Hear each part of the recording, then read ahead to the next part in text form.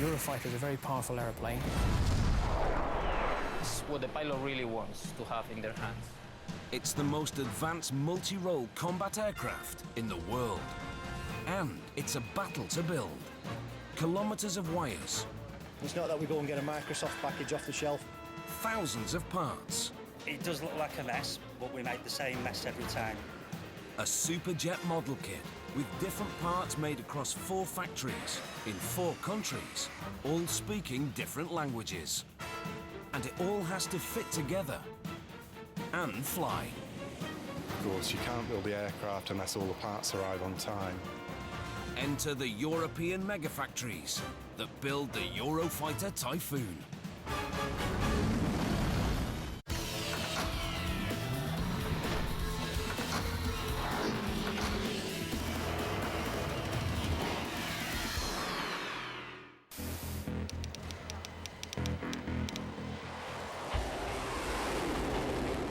A gauntlet is thrown down to some of Europe's top engineers. Design the world's best fighter. Able to fly twice the speed of sound. Outmaneuver anything in the sky. And pack enough firepower to wipe out a small air force. After decades at the drawing board, 4 European countries, Italy, Spain, England and Germany, join forces. It's the biggest industrial collaboration in European history, formed solely to create one aircraft.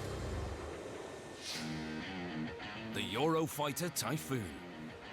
The best combat aircraft you can buy. And a guardian of safety under which millions of Europeans sleep. Now comes an even bigger challenge. Building it. Because it's not made under one roof. It's not even made in one country. The 4 partner countries fabricate 7 major parts and thousands of connecting pieces.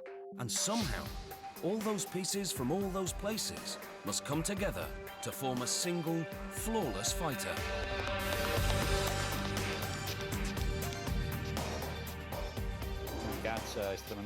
It is an extremely advanced fighter plane, the most advanced ever built in Europe. If you made a comparison to automobiles, it would probably be the Ferrari of the skies. It's the most complicated model aircraft kit in the world. And it's made for the most demanding customers.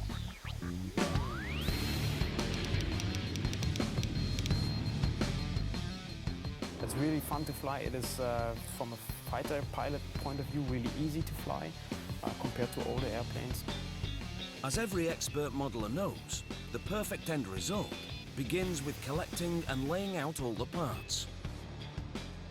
The Typhoon has thousands of components, but most importantly, 7 major pieces. Each partner country puts in a share of the money, so each gets a share of the bill.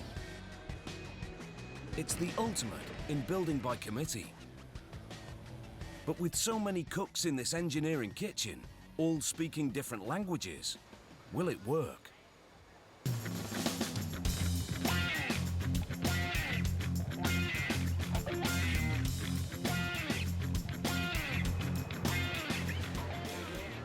The parts rolling through the Eurofighter megafactories are the result of an epic battle. A struggle between strength and speed, integrity and maneuverability.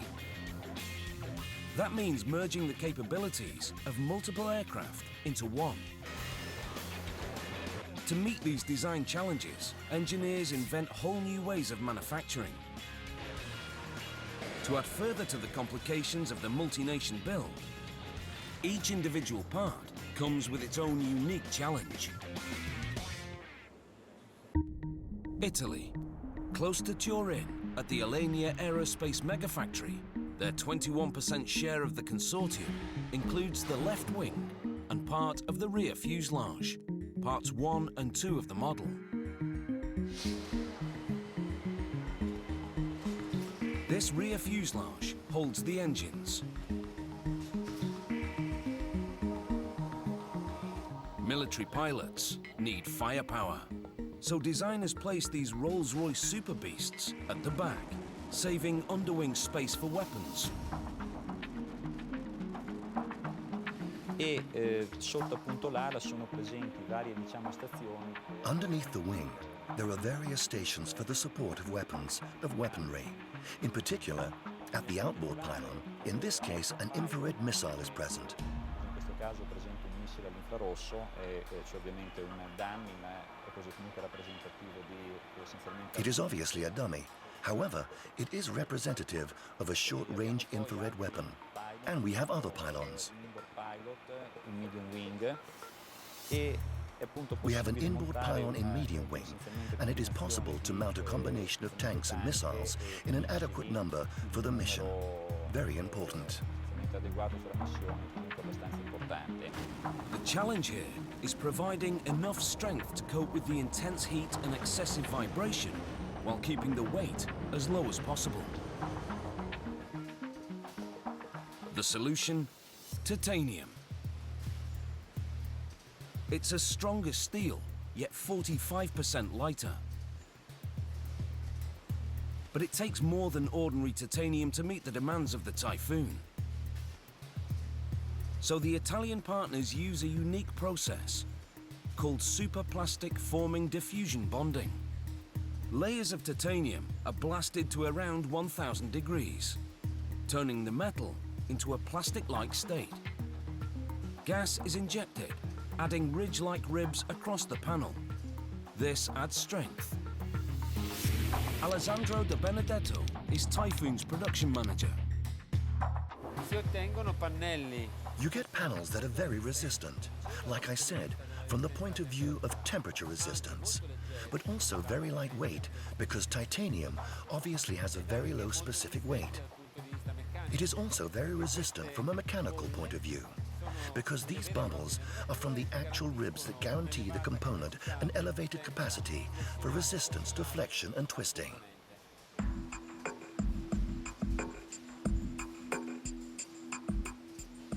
The superformed titanium inner skin is covered with carbon fiber. In fact, a massive 70% of this airframe is made from carbon fiber composites. Another weight-reducing measure.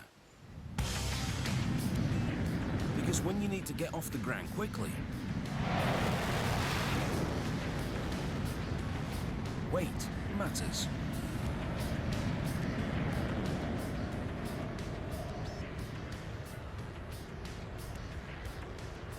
It's really light for a fighter jet. As you can see, when you use the reheat for the takeoff, you're off the ground in just no time. Compared to old aircraft, they need the reheat to get off the ground anyway. You can fly really high, really fast. So fast, it takes less than 90 seconds for this superjet to shoot from the runway to a height of over 9 kilometers.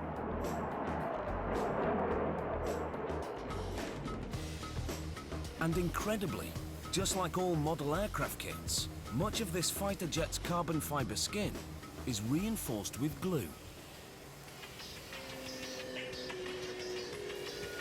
Carbon composite is made like phyllo pastry.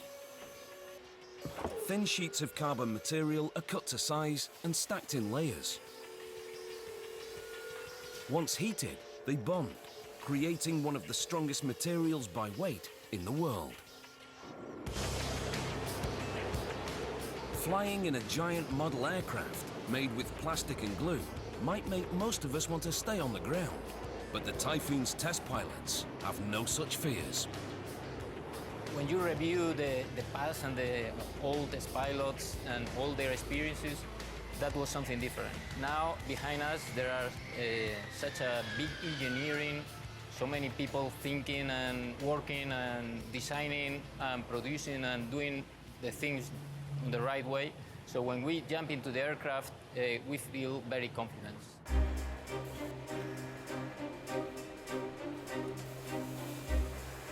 Just to add to the already complicated mix, the Italian crews can't complete this part until the last piece is made and shipped over from the factory in England. But one component made entirely in Italy is the left wing, part 2 of the model. In their basic form, aircraft wings appear pretty simple. But it takes more than joining top and bottom to put this section of the plane together. The lower wing has a skeleton of horizontal spars. But instead of rows of rivets, these bars are glued in place, creating a perfectly fused bond. Technological genius, taking even more kilos off that all-important total tonnage. Come potete vedere, questi elementi verticali che noi chiamiamo As you can see, these vertical elements are what we call spars. These spars are fully glued to the structure of the lower panel in order to allow the overall structure strong savings in terms of weight. Incredibly, the world's best fighter aircraft is designed to fly badly. This vast triangular structure is called a delta wing, and amazingly its shape and where it fits on the aircraft makes the Typhoon inherently unstable at low speeds. But hit the power, and this oddly awkward design is the ultimate flying machine. This jet doesn't cruise at low speed. It outruns the speed of sound.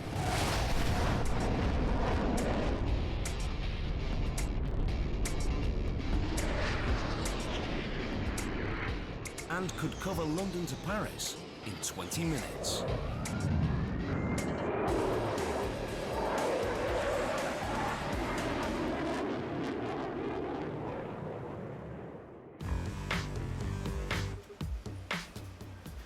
On the ground, the teams install cross ribs.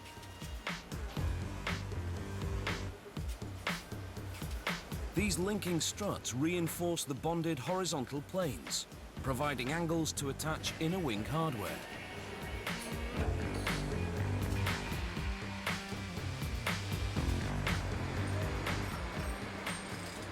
Little else is added to the structure, because the single largest component of the Typhoon's wing is fuel. It's what aeronautical engineers call a wet wing. Inside the wing there's a forward and an aft section of fuel tanks, so it's basically 2 fuel tanks in there. And the beauty of it is you don't have to do anything. The aircraft takes the fuel from the tanks it needs for the center of gravity adjustment, stuff like that.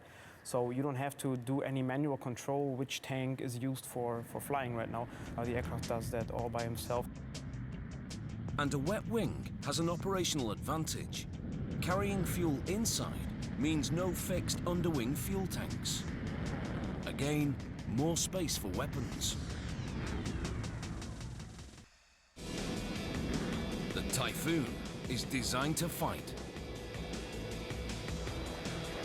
Born in the late 80s, it was conceived to defend against the raging Cold War threats. But by the time the deal was signed, the Cold War is over. But another war is simmering. One with extremists. Tomorrow, a Typhoon may be your first line of defense against the tactics of terror. The world changed during the years of the Typhoon's design. But it hasn't had to return to the drawing board. It's so advanced that it steps straight into the job. While the Typhoon takes its fight to the skies, in the Eurofighter megafactories, a quieter battle goes on, putting together this multi-million euro aeroplane. And just one single component poses 1,000 challenges.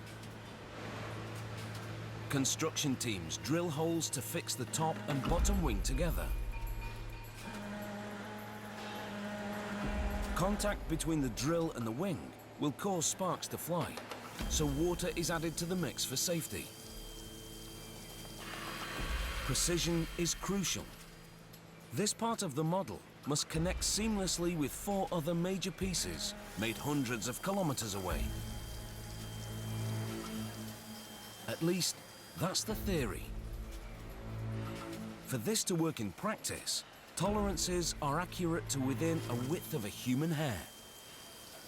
perché noi foriamo materiali di Because we draw material of a diverse nature, principally a composite of carbon fiber, aluminium and titanium, la macchina, dicevo, deve the machine must guarantee the maximum precision during drilling. Every hole is initiated in one of the materials and completed in another. Therefore, it is very important that the drilling tool succeeds in finding its correct hole in one single pass. There's a lot of holes to be drilled. But take away the glue, and it would need 5,000 more. Less rivets mean less risk. Under flight conditions, an airframe flexes and moves. Just the slightest wiggle room in a riveted connection can cause metal fatigue, creating cracks.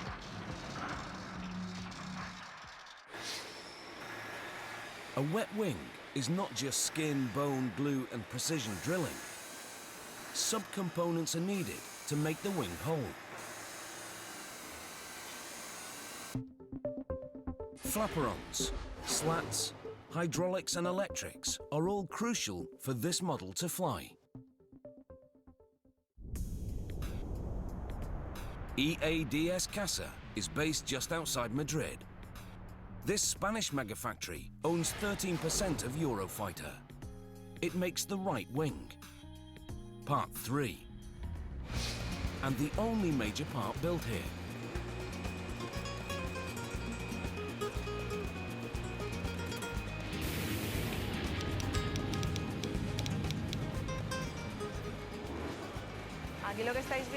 What you're seeing here is the installation of all the electrical phase and the hydraulic phase, all that allows us the movement of the flaperons and slats. We also attach all the coverings of the different phases of the different parts that the wing is later equipped with.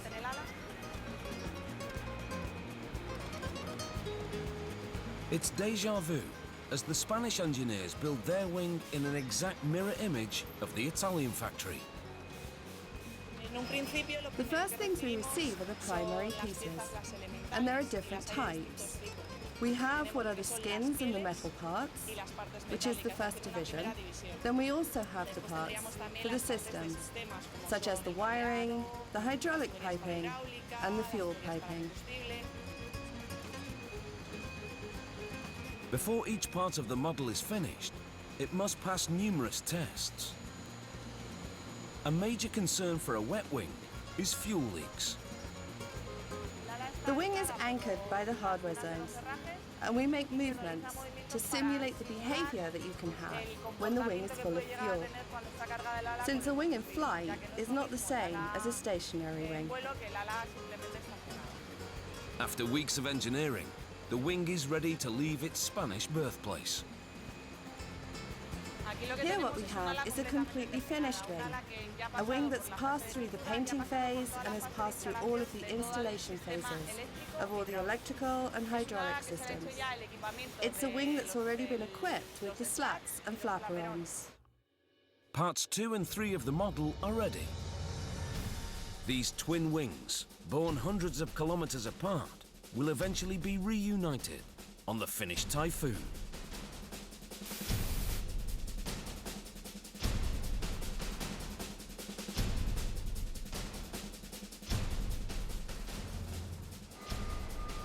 But before building can begin, there's a few more parts to be collected. Samsbury is home to BAE Systems, 33% shareholder of the consortium.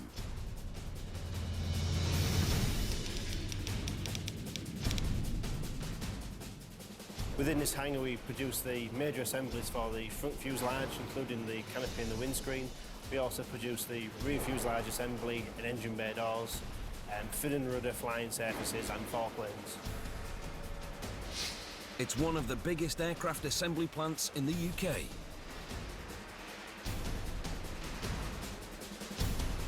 Look closely across this Eurofighter megafactory, and there's something missing. Robots. The robotic side of the business is mainly the detail manufacture, and machining manufacture is in the detail, but the assembly is very hands-on and requires a high level of skill dexterity, which our craftsmen have. The lack of automation adds a further challenge to this mega model: human error. Every part of the aircraft must align perfectly.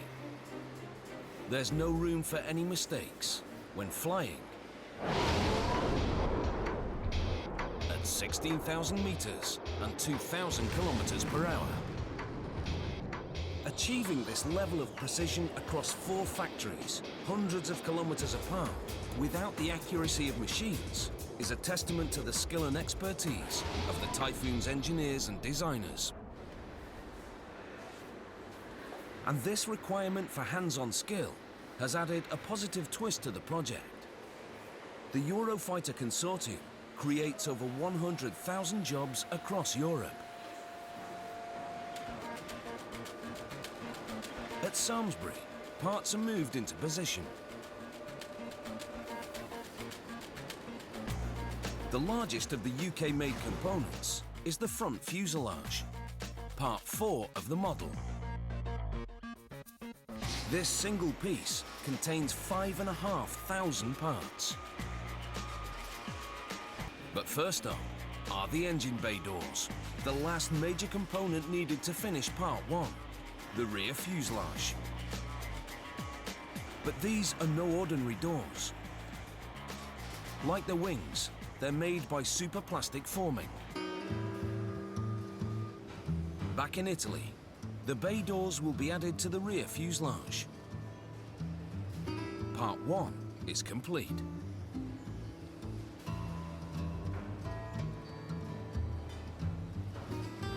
Three major parts of the model are now ready: the left wing, right wing, and rear fuselage. Now part 4, the front fuselage, the cockpit.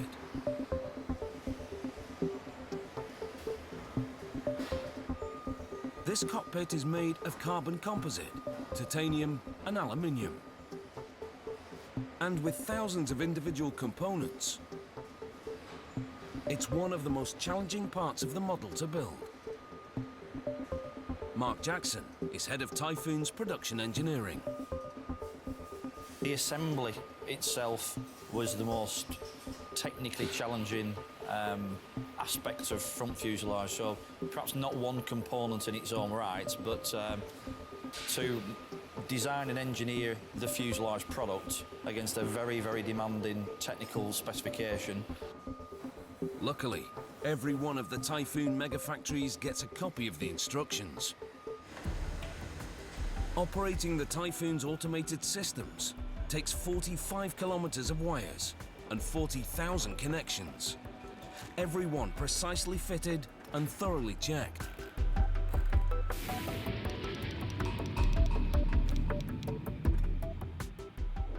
This is basically the cockpit of the aircraft. So all the flying controls, the throttle, it's like the command centre of the aircraft. This rat's nest of cables will eventually protect the pilot's life, so it needs expert engineering.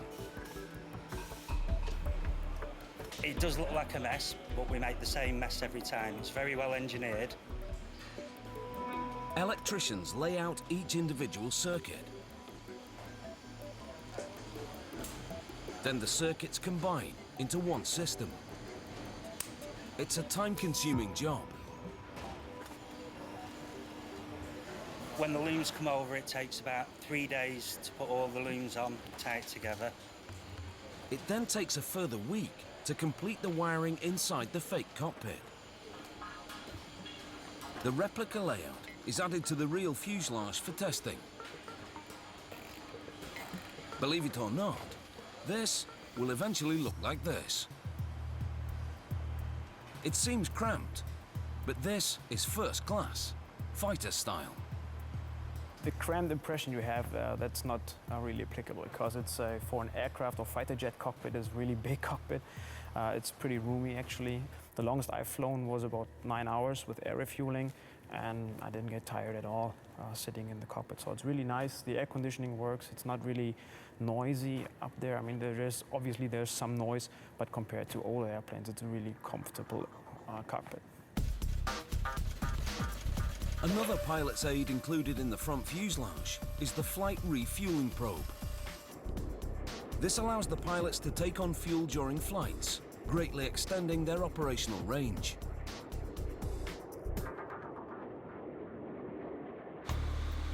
With the electrics signed off, carbon fibre skins are added and more glue. Reinforcing sealant is spread across the joints. This protects the structure and helps keep moisture out. Then, more drilling.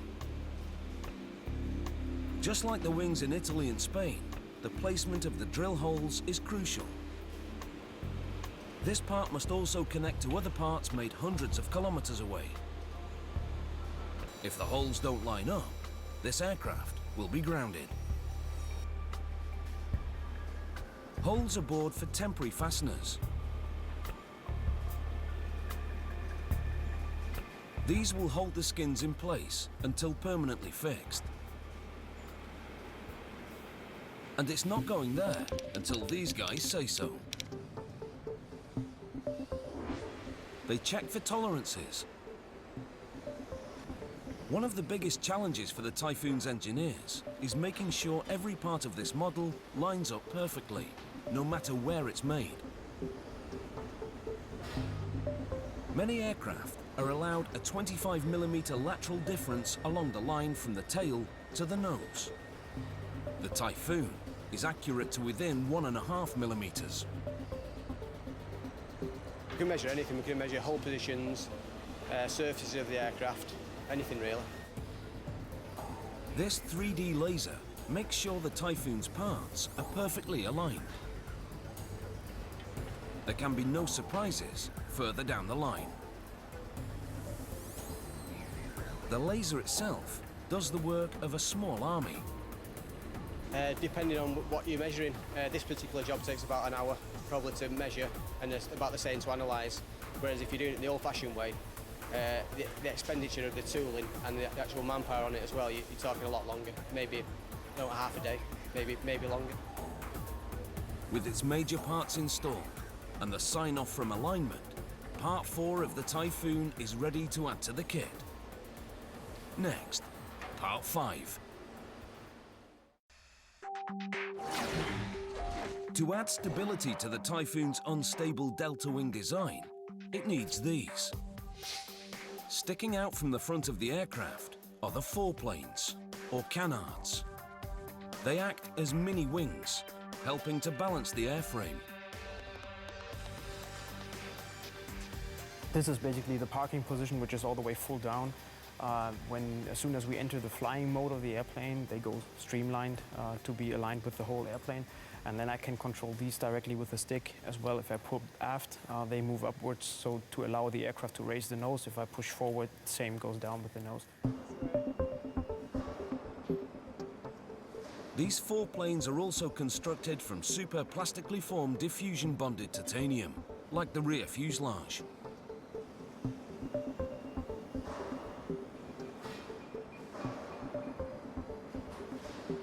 And they're strong. Part 5, checked off the list. The English megafactory also makes Part 6, the tail fin. Also made from carbon fibre composite, the tail fin provides lateral stability and it protects the aircraft's communication systems. Only one part is left before this model can be assembled. The centre fuselage, Part 7. This central tube is built by the German partner, 33% owners of the Typhoon. Everything except the canards and tail fin connects to this central pivot. And like the wings, it too is one giant fuel tank. The kit is ready. Now for the biggest challenge of all. 7 major parts, built at 4 factories spread across Europe, must come together as a single superjet. The parts are distributed among the Eurofighter factories. Each receives a complete set, ready to construct their model together. In England, at the BAE Mega Factory in Wharton, they build Typhoons for the British Air Force. First job, laying out the pieces. Part 1, the rear fuselage. Parts 2 and 3, the wings. Part 4, the front fuselage and cockpit. Part 5, the canards. Part 6, the tail fin. Part 7, the centre fuselage. Basically what we do is we take the major unit products, so the fuselage sections, the front fuselage, centre fuselage, rear fuselage and wings. We assemble those all together. We then make off all the electrical connections. We then put all the computers into the aircraft. We test the aircraft, we fly it, we paint it and ultimately deliver it onto the end user, into the RAF. With an instruction diagram in 4 languages and 25 aircraft to be delivered this year, this is easier said than done. 1 every 2 weeks is a heck of a challenge. Given that all these parts come from all around the world, you know, the major components travel from around Europe, and actually pulling this all together in one location is obviously quite a headache, and to be doing that 25 times a year is quite a challenge. First job, connecting the rear, centre and front fuselage. It begins with that crucial alignment. A challenge for aircraft fitter John Beresford. Well, here in the laser alignment facility, the front fuselage is loaded in and centre fuselage, and the tools are brought in, and the front fuselage and centre fuselage are married up and using the laser alignment tooling. Each section is bolted together, then reinforcing strips are added. At the minute we're working on the rear fuse to centre fuse. This panel is a stress panel and it allows stress to be built into the external structure of the aircraft. This area is quite an important area. These fasteners need to be correctly installed. The engines are in this area, so there's a lot of vibration as well, so we need to make sure that these are correctly installed. They have a few tools on hand to help with their model. This is one of the tools that we use. This is actually attached to the aircraft in a manner that allows the operator to drill off all the holes to the correct size. Then, just to be safe, more glue. We'll apply a sealant, and this sealant protects the panel and the structure from any water ingress, and prevents corrosion. Putting together a multi-million euro fighter jet is a huge responsibility. But for these guys, it's worth every moment. It's great working on the aircraft, and people enjoy what they do here. I really like to go up in one, yeah. It's a kind of dream of mine to do that. It takes weeks to complete the fuselage. Then the wings are added. The wing is connected by 6 large bolts. We have 3 main attachment points. This is the centre one. We use this as the datum point for the whole of the wing. And it's reassuring to know that even the world's best engineers have bad days.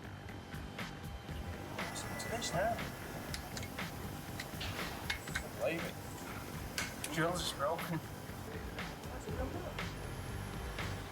The difference is, these guys just build another one and carry on.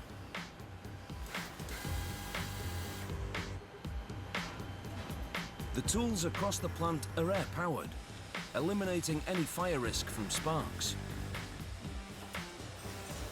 Installing the wings has to be timed to perfection.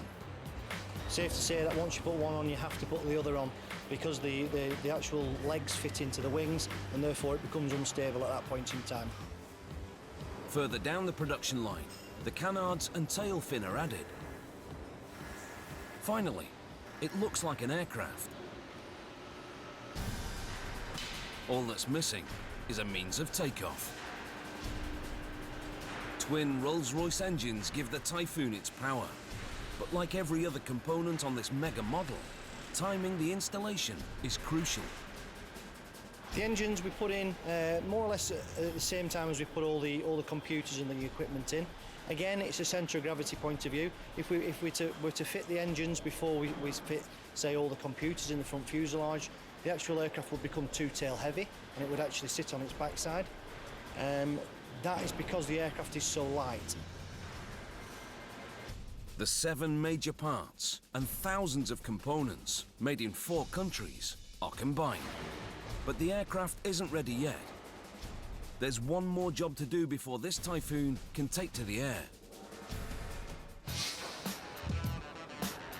Like every model aircraft, the Typhoon operates by remote control. The aircraft is controlled by computers. The human input is more around flying the mission and the actual delivery of the weapon. But the aircraft is flown by computers, it's operated by computers, and without the computers it simply wouldn't be able to operate. A simple computer virus could be fatal. To keep bugs out, few hands are allowed in. Getting software onto the aircraft is all very, very highly security cleared, and there's only certain individuals within the company can introduce software into the aircraft. It's not that we go and get a Microsoft package off the shelf and introduce it onto Typhoon. The British model is ready. But before they're given flight clearance, the Typhoons must take a short diversion.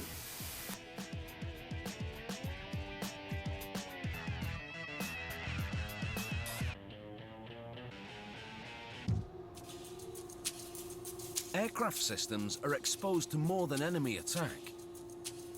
They're at risk from threats no eye can see.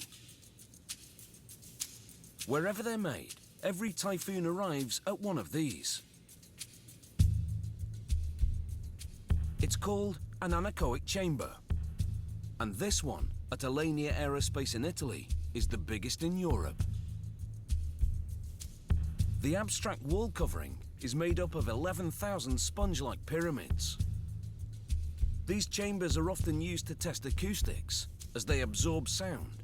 But this room is used to test the Typhoon's vulnerability to electromagnetism, an invisible natural force that can fry the onboard instruments. These tests happen on every new aircraft, whether passenger or fighter jets.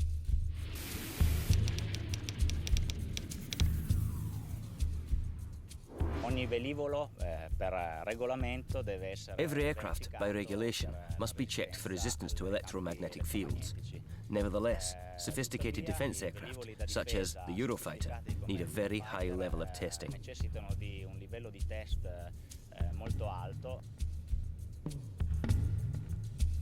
Not only does the room virtually create flight conditions, the Typhoon actually gets off the ground.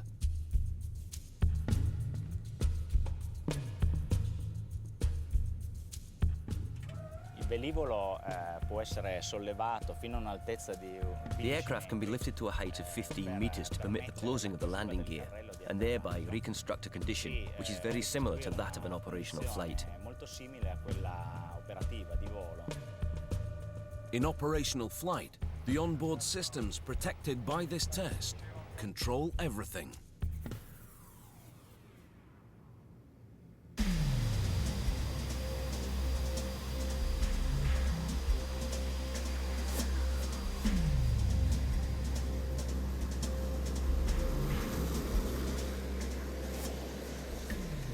How pilot and plane interact is called the human-machine interface. There are really few switches that you have to use. All the switches are in nice reach, so you don't have to turn around and flip switches all the way in the back. That's one thing you have to do on the ground maybe to start them up. But once you're airborne, everything lays in your hand. We call that HOTAS, hands-on throttle and stick, so you don't have to take your hand off the controls to do any manipulation in the jet. And the Typhoon goes beyond fly-by-wire. This megajet can be operated in the blink of an eye. A key component of the most advanced fighter on the market is what the pilot wears on his head.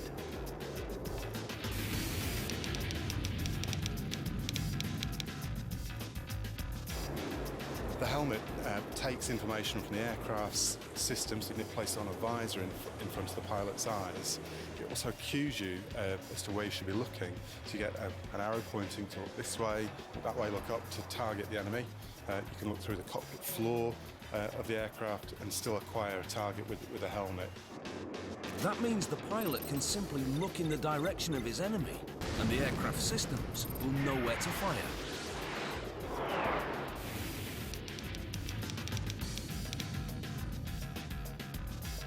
I'm now really in a situation where I only really need to see the adversary and not to manoeuvre my aircraft behind for me to be able to take a valid shot or stand an increased level of getting rid of the target.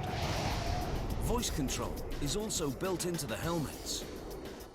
Attraverso comandi vocali, praticamente il velivolo riconosce. Through voice command, the aircraft recognizes the voice input and essentially commands an aviation selection. This is very convenient in air combat, under elevated conditions, in that it is possible to carry out all the required functions without ever lifting a hand from the stick, which under increasing G levels would be extremely demanding, if not impossible. And on top of this, the vocal commands do all the rest. Sarebbe estremamente faticoso, se non addirittura impossibile, e on top of questo i comandi vocali fanno il resto. Each helmet is uniquely programmed to its specific pilot. And the liner is scanned to the pilot's own head size. Also, there are various parameters that are particular to the pilot that are built into the optics, which means again that it's very personal. It is personalised. So overall, a complex helmet and a very robust one as well. That really is, you know, from our pilot's perspective, going to revolutionise, I think, pretty much the way we conduct air combat in the future. As impossible as it seems, this multinational collaboration is a success. 7 major pieces and thousands of components made across 4 countries and in 4 languages all fit together. This model is complete.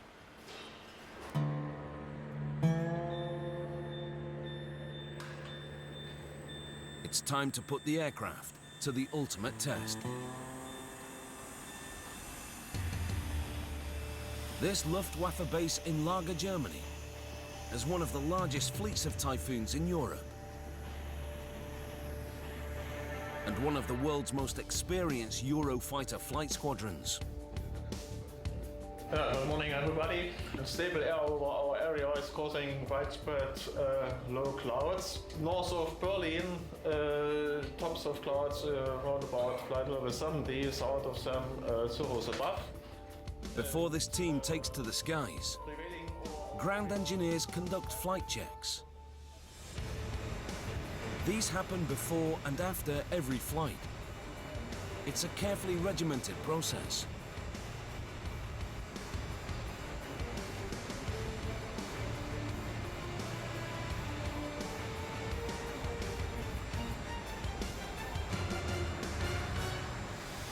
The Typhoon is cleared for takeoff.